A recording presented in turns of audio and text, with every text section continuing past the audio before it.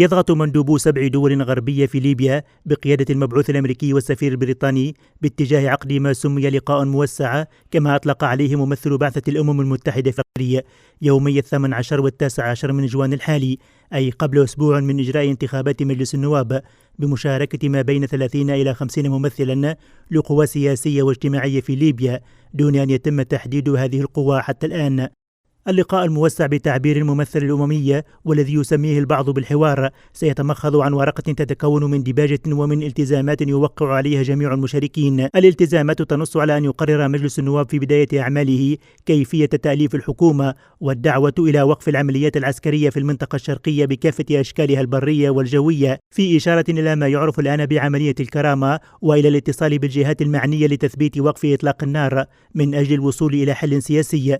ممثل بعثة الأمم المتحدة للدعم في ليبيا طارق متري أشار إلى أن الوثائق التي نشرت ليست نهائية أو رسمية، ولكن وضعت بين يدي المدعوين إلى اللقاءات للمشاورات الأولية. كما أكد متري على أن مجلس الأمن قلق من تدهور الأوضاع في ليبيا، معتبرا أن الحلول العسكرية لا تكفي لإنهاء التدهور الأمني. النائب الأول للمؤتمر الوطني العام عز الدين العوامي، وتعليقا على دعوة طارق متري للحوار، قال إن الدعوة إلى الحوار أمر مرغوب فيه، لكن ما أراه هو أنه لم تتم دعوة كل الأطراف وكان يجب إبلاغه كنائب، وأعرب عن خشيته من أن الحوار في هذا التوقيت قد يؤثر على سير العملية الانتخابية التي يرى أنها المخرج الحقيقي من الأزمة. رئيس الدائرة السياسية لحزب العدالة والبناء محمد الحريزي أكد أن ليبيا في أشد الحاجة إلى حوار جاد يعيد اللحمة ويخرج البلاد من الأزمة، وأشاد بالأمم المتحدة وقدرتها على أن يكون لها دور فاعل في تقريب وجهات النظر.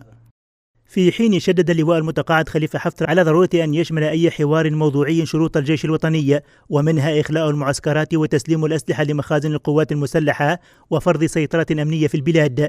في الحوار دائما وبعيدا عن الوساطات الخارجية، أعلنت لجنة إدارة الأزمة في بنغازي أن اللجنة توصلت إلى اتفاق مع اللواء المتقاعد حفتر يقضي بوقف إطلاق النار وبدء حوار بين جميع الأطراف وإجراء الانتخابات البرلمانية في موعدها. ولكن أحمد حجازي الناطق الرسمي باسم قوات حفتر نفى التوصل للاتفاق، وأكد أن العمليات العسكرية مستمرة ضد ما أسماهم بالإرهابيين إلى غاية يوم 25 من الشهر الجاري، وذلك لإفساح المجال للمواطنين لإجراء عملية الاقتراع في انتخابات مجلس النواب القادم. تنظيم أنصار الشريعة نفى بدوره ما جاء على لسان الناطق باسم لجنة الأزمة في ليبيا عن وجود اتفاق للتهدئة والحوار بين الأطراف المتقاتلة في بنغازي. وذكر في بيان يحمل توقيع محمد الزهاوي المسؤول العام للتنظيم في ليبيا أن اللغة الوحيدة المستخدمة مع قادة عملية الكرامة هي لغة السلاح، معللا ذلك باستمرار قصف الآمنين، قصف رفضه أعيان قبيلة العواقير أكبر القبائل ولها 45 منطقة محيطة بمدينة بنغازي.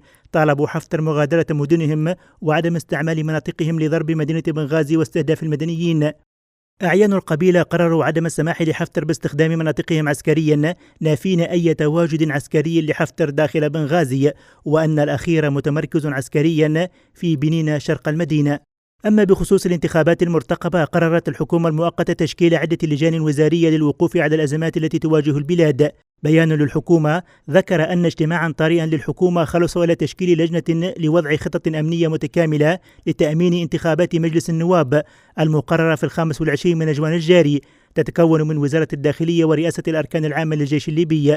انتخابات رفضها ائتلاف مؤسسات المجتمع المدني بالبيضاء، معللين ذلك بأنها ستفرز برلمانا على غرار المؤتمر الوطني العام لن يستجيب لمصالح الوطن. اقتصاديا، قال وزير النفط في الحكومة المؤقتة أن ليبيا تسعى للوصول بالإنتاج إلى ما بين 800 ألف و900 ألف برميل يوميا هذا العام إذا استؤنف الإنتاج. ويذكر أن الاحتجاجات التي يشهدها قطاع النفطي قلصت نسب الإنتاج إلى ما دون 200 ألف برميل يوميا، وهو ما ينعكس سلبا على العائدات المالية في البلاد، فضلا عن تأثيره على معيشة المناطق الحدودية التونسية التي يكاد يعتمد أهاليها على عمليات التهريب الحدودي. هكذا بدت صورة ليبيا مؤخرا، لا شيء فيها يحظى برضا الجميع، العسكري فيها فاشل، والخبر المؤكد فيها منفي، والمعلن عنه مكذب. فأيهم يبدو الأولى والأجدى لليبيا اليوم في ظل انقسامات حول الأولويات؟ لغة الحوار أم التهدئة أم الانتخاب؟ أم هل بات الحوار ضرورة ولو بعد حين، أي حتى تضع الصناديق حملها مع اقتراب موعدها؟ حركة نزوح كبيرة تشهدها مدينة الموصل بعد هجوم الجماعات المسلحة التابعة لتنظيم داعش يوم أمس وسيطرتها على مفاصل المدينة، حيث غادر اليوم حوالي نصف مليون شخص إلى المدن المجاورة الأكثر أمنا. الوضع الأمني في الموصل وفي محافظة نينوى عامة ساده هدوء حذر صباح اليوم، حيث انتشرت جماعات مسلحة ترتدي أزياء عسكرية قرب المصارف والدوائر الحكومية بحسب ما أفاد به شهود عيان. هجوم تنظيم الدولة الإسلامية في العراق والشام على محافظة نينوى قابله تنديد دولي صارخ، فقد عبرت الولايات المتحدة الأمريكية عن قلقها من تدهور الوضع الأمني هناك. المتحدث باسم البيت الأبيض جوش إرنست دعا رئيس الوزراء العراقي نوري المالكي وغيره من المسؤولين إلى بذل المزيد من الجهد لتطويق الأزمة. بدورها قالت الخارجية الأمريكية إن تنظيم داعش يمثل خطرا على كامل المنطقة، وهو ما دفع بوزارة الدفاع البنتاغون إلى تسليم القوات العراقية نحو 300 صاروخ هيلفاير وكميات من الأسلحة لمجابهة خطر المسلحين. وكان نوري المالكي أعلن أمس حالة الطوارئ بعد سيطرة تنظيم الدولة الإسلامية في العراق والشام على محافظة نينوى.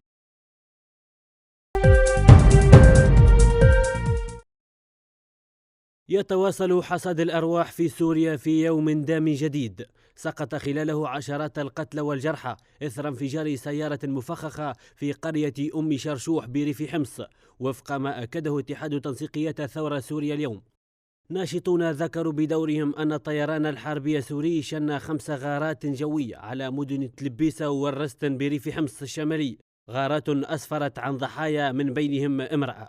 حلب بدورها عاشت يوما داما وشهدت بدورها ردة فعل من المعارضة التي قتلت 5 عناصر من قوات النظام ودمرت آليات عسكرية أثناء اشتباكات بريف المدينة. من جهتهم سيطر مقاتلو جبهة النصر على قرية حزوان شمال شرق حلب إثر اشتباكات مع تنظيم الدولة الإسلامية في العراق والشام داعش.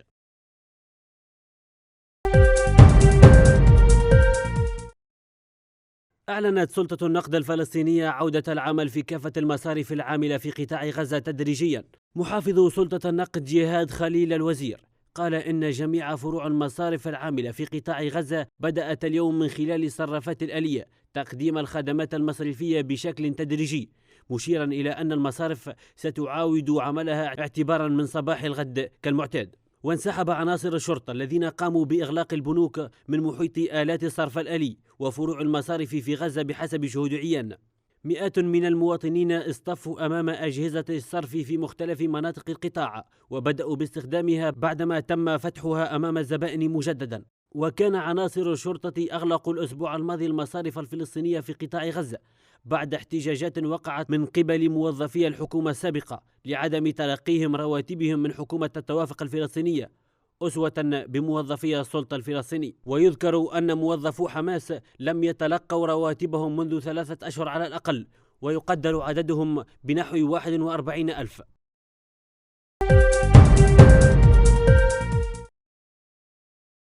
أصدرت محكمة المصرية اليوم الأربعاء حكما بالسجن 15 عاما على الناشط اليساري علاء عبد الفتاح و24 شخصا آخرين أدينوا بالمشاركة في مظاهرات غير قانونية في نوفمبر من السنة الماضية. عبد الفتاح ومن معه كانوا قد أوقفوا بتهم سرقة جهاز لاسلكي من أحد الضباط وقطع الطريق والتعدي على رجل شرطة. أحمد سيف الإسلام محامي ووالد علاء عبد الفتاح قال إن الحكم صدر بينما كان منوبه خارج المحكمة بسبب منعه من حضور جلسة محاكمته، وأضاف قائلا إن الحكم صدر غيابيا لأن المحامين لم يتمكنوا من تقديم مرافعتهم.